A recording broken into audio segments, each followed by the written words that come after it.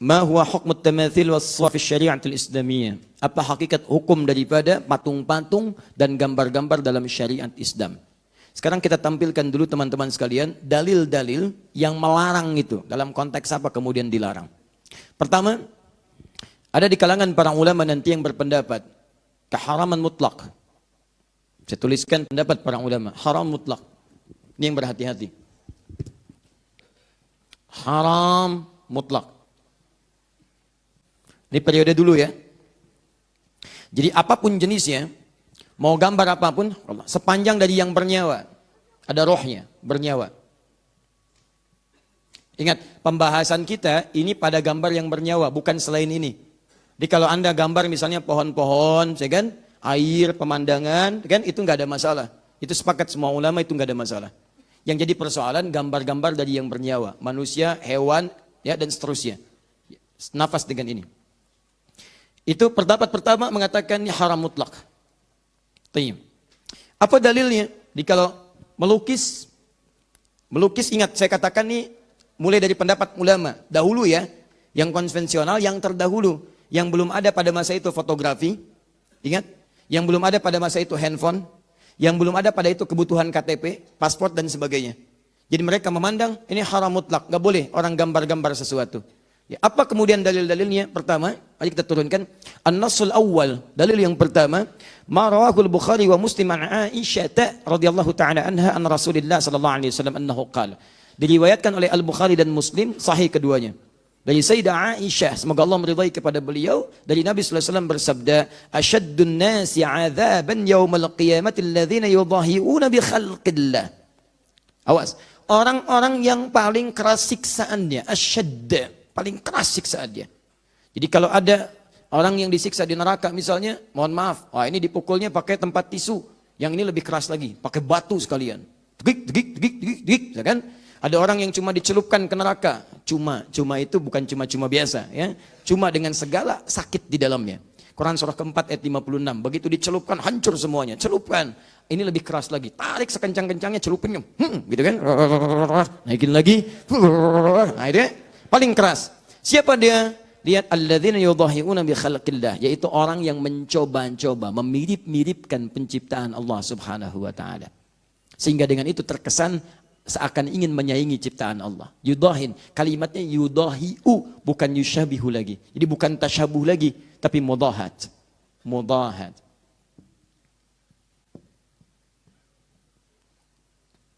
Jadi Nabi seakan memberikan gambaran. Kebanyakan orang-orang yang melukis itu, ketika dia mulai melukis, ini ambil pendapat pertama ya. Kata para ulama, hadis ini yang pertama memberikan kesan bahwa kenapa muncul siksaan yang besar di sini?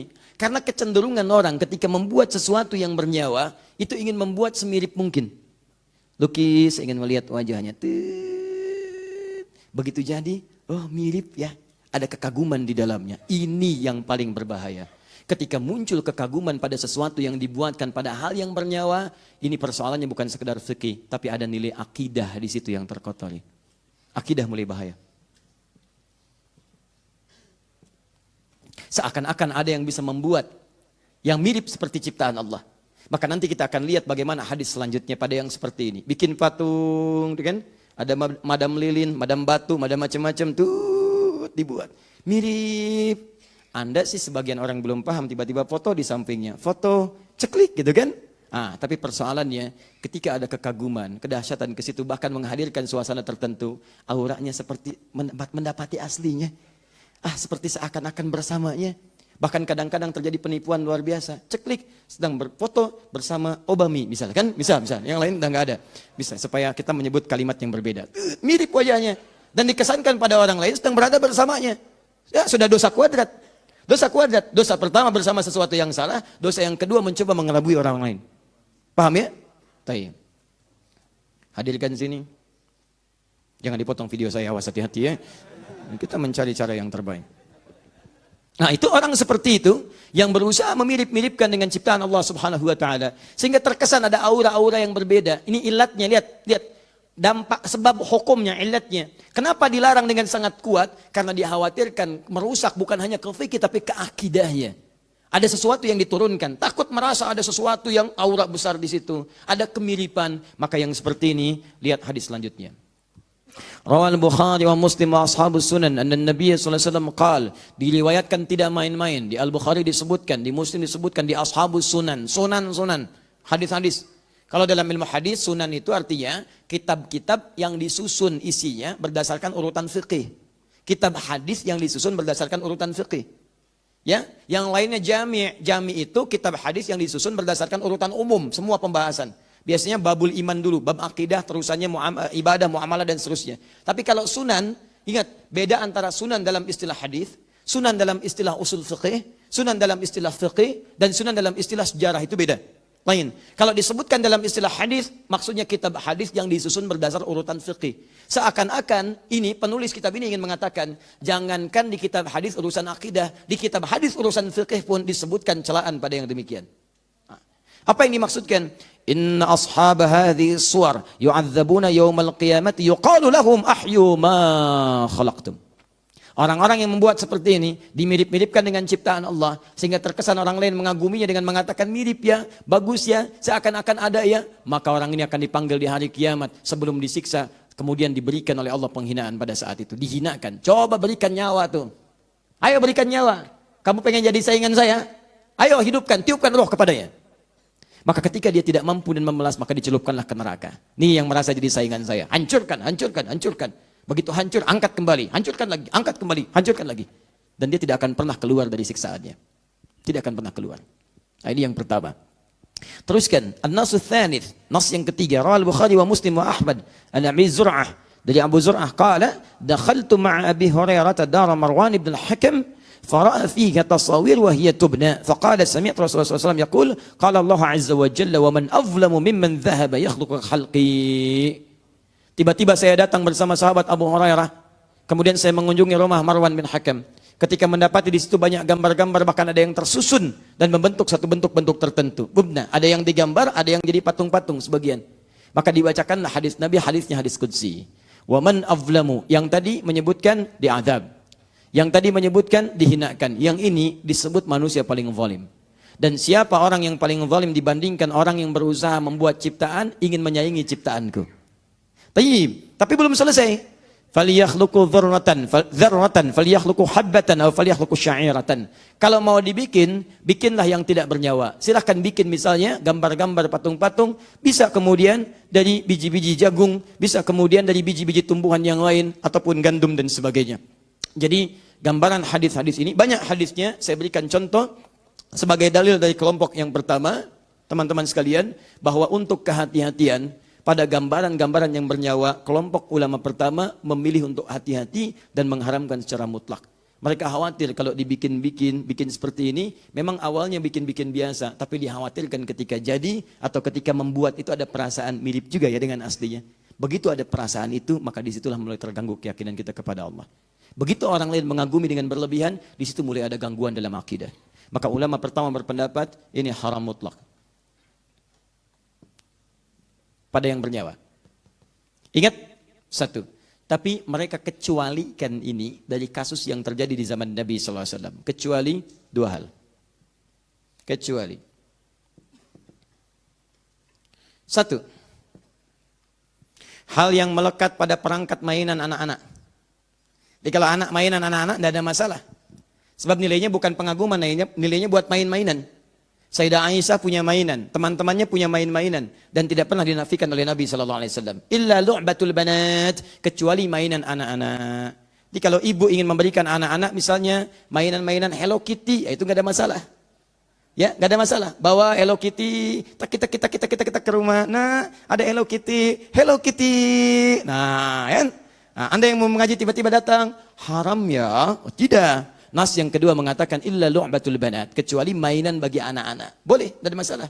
Ini ada Doraemon, bawa kan? Ini mainan panda, bawa, itu nggak ada masalah. Mainan anak-anak.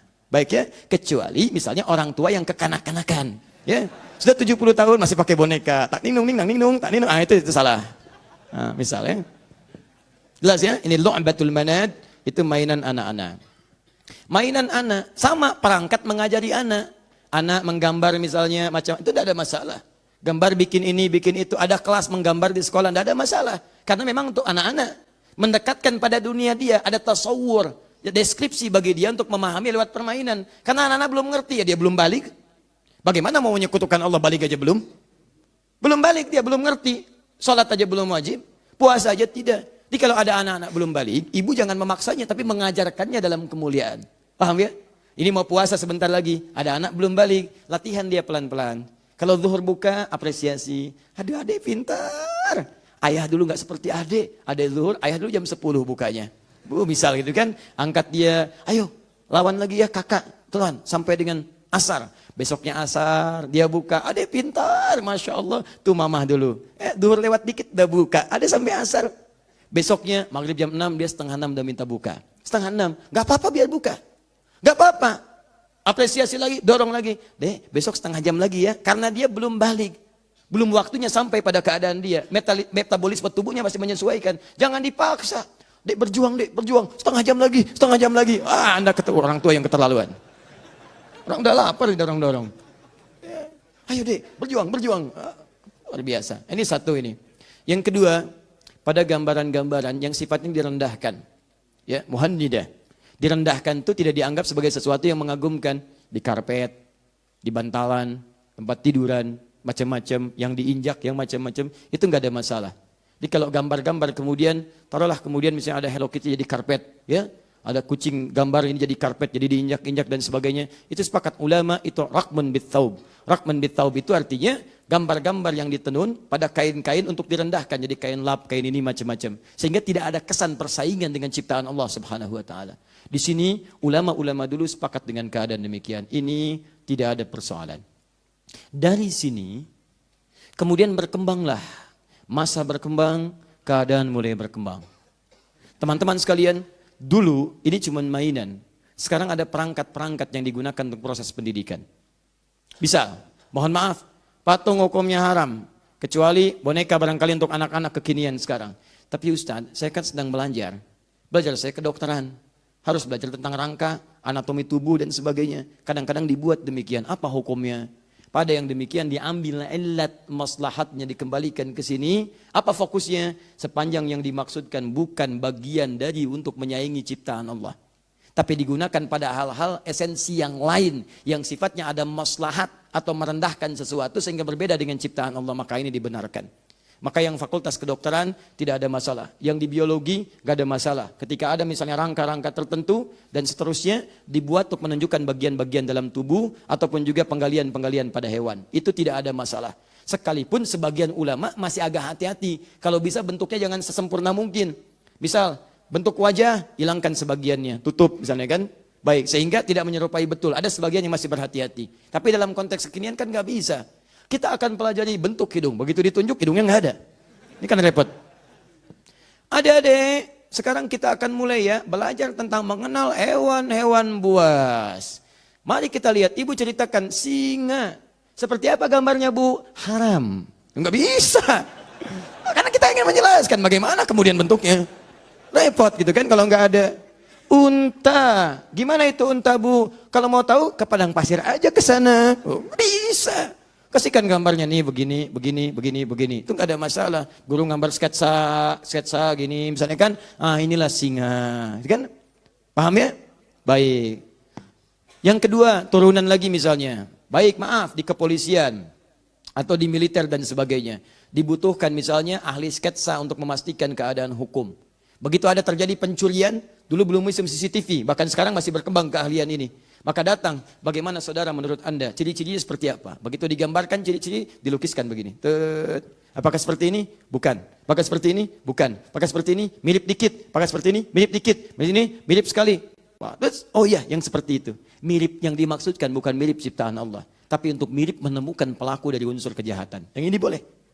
Ayo saudara, siap. Saya lukiskan ya. Apakah seperti ini?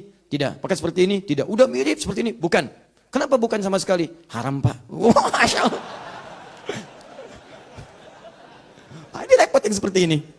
Jelas ya? Dia nggak ada kepastian hukum. Bagaimana Anda bisa membantu proses kepastian hukum? Polisi kesusahan, sidang nggak terjadi-jadi dan sebagainya. Begitu di persidangan ditampakkan, apakah yang saudara maksud orang ini? Betul pak dia. Seperti gambar ini? Bukan pak. Kenapa menolak? Yang itu haram pak. Yang ini yang halal. Ada pencuri yang halal, ada gambar yang haram. Kan? Itu yang repot. Nah, sampai sini dipahami? Baik, jadi bagian pertama, kalau yang dimaksudkan lukisan-lukisan, melukis makhluk bernyawa. Ini kita nggak bicara tentang pemandangan, tentang pohon dan sebagainya. Maka ulama yang pertama, mereka berhati-hati mengatakan ini mutlak haram karena dikhawatirkan ada sesuatu gambaran terjadi dalam jiwa yang bisa merusak akidah. Kecuali dengan 3 turunan tadi. Ada maslahat hukum. Yang kedua, jadi sebagai mainan-mainan yang biasa. Ataupun yang ketiga, sesuatu yang melekat untuk sifat yang hal-hal yang rendah. Serbet misalnya, kemudian juga bantal yang ditiduri, kasur dan sebagainya. Sepanjang itu tidak menghadirkan hal-hal dengan sifat haram turunan. Sifat haram turunan itu misalnya, maaf, gambar-gambar yang tidak elok. Kalau itu halal dong gambar misalnya di bantal karena tidak dimirip-miripkan. Tapi bantalnya gambar Madonna misalnya. Nah itu nggak tepat juga. Nggak boleh. Hal-hal yang sifatnya melahirkan turunan hukum baru itu yang dihilangkan. Saya ingin mimpi bisa main bola seperti Lionel Messi misalnya kan. Bikin bantal Lionel Messi. Seakan-akan tidur bersama Messi. Itu nggak boleh. Haram hukumnya. Saya nggak mau pakai Messi main aja kalah 3-0. Saya Ronaldo aja misalnya kan yang golin saat di puncak. Misal gitu kan. Itu nggak boleh. Karena ada suasana yang hadir kemudian yang tidak dibenarkan. Jelas?